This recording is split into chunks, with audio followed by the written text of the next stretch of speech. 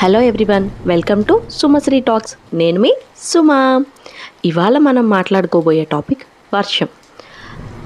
వర్షం ఎంతో అందంగా ఉంటుంది కదూ. అలా బాల్కనీలో చెవిలో ఇయర్ పాడ్స్ పెట్టుకొని చేతిలో కాఫీ కప్తో సరదాగా పలకరిస్తున్న వర్షపు తుంపర్లతో మనసు పులకరిస్తుంది కదూ. ఎంతో ఆహ్లాదంగా ఉంది ఆ అనుభూతి. ఆ వాన ఎప్పటికీ నీతోనే ఉండాలనిపిస్తోంది కదూ. ఆ సాయంత్రం అలానే ఆగిపోవాలనిపిస్తుంది కదూ. అదే వాన అక్కడ కూడా కురుస్తోంది. ఆమె ఆఫీస్ నుండి బండి స్టార్ట్ చేయగానే మొదలైంది ముదనష్టపు వాన.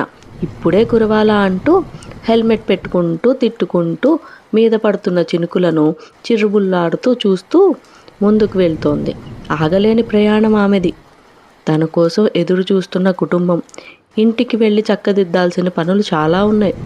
దేవుడి మీద భారం వేసి బోరును కురుస్తున్న వర్షంలో తిట్టుకుంటూ ఇంటికి చేరి అమ్మయ్య వచ్చేసాను, ఈ వాన రోజు ఇదే టైంకి కురిసి చావాలా అనుకుంటూ హెల్మెట్ తీసి పక్కన పెట్టి తడిచిన తన బట్టల్ని ఒంటిని తుడుచుకుంటూ ఎదురు వచ్చి చేతులు చాచిన తన బిడ్డని ఎత్తుకొని ముద్దాడి, అరే తడిచిపోయానురా, 5 నిమిషాల్లో ఫ్రెష్ అయి వస్తాను, నీకు వంట చేసి పెట్టేస్తా అంటూ గబగబా వెళ్తోంది.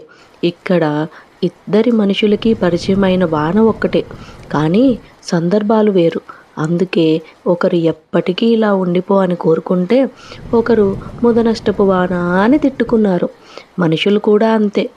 మనకు వాళ్ళతో ఎదురయ్యే సిచ్యువేషన్ని బట్టి మనకి వాళ్ళు నచ్చటం నచ్చకపోవటం జరుగుతుంది. ఇలా మీకు ఎవరైనా ఎదురయ్యారా లైఫ్లో? ఎవరైనా ఎదురైతే ఒక్కోసారి ఒక సిచ్యువేషన్లో ఇంకొకసారి ఇంకొక సిచ్యువేషన్లో కలిసిన వాళ్ళు ఉంటే నాకు కామెంట్ సెక్షన్లో కామెంట్ చేయండి. Bye bye. Please like, share, comment and subscribe to Sumasri talks.